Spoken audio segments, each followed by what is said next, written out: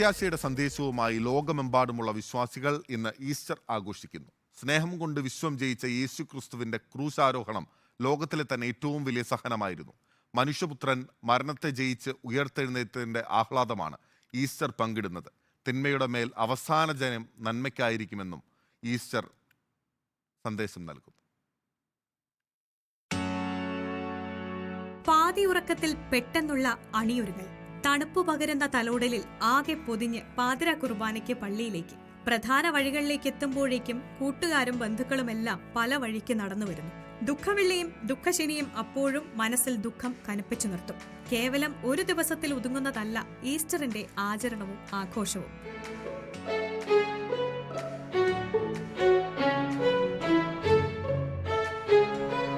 നീണ്ട 50 നാൾ മത്സ്യവും മാംസവും ഉപേക്ഷിച്ചുള്ള നോമ്പ്. പെസഹായ്ക്ക് ശേഷം ദുഃഖവെള്ളിയാഴ്ച യേശുക്രിസ്തുവിന്റെ പീഡകളെ അനുസ്മരിച്ചുള്ള മലകയറ്റം. ദുഃഖശനി മരിച്ചവനായി കല്ലറയിൽ കഴിഞ്ഞ ഈശോയുടെ ഓർമ്മ ദിവസമാണ്. ഒപ്പം ഈസ്റ്ററിനുള്ള ഒരുക്കവും.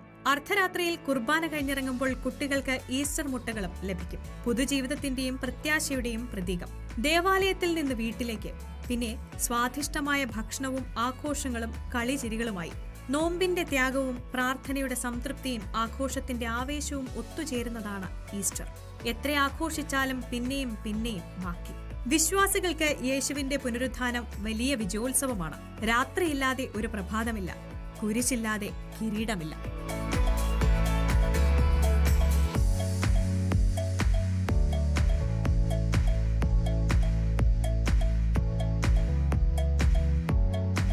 എല്ലാവർക്കും റിപ്പോർട്ടറിന്റെ ഈസ്റ്റർ ആശംസകൾ. Research desk, reporter.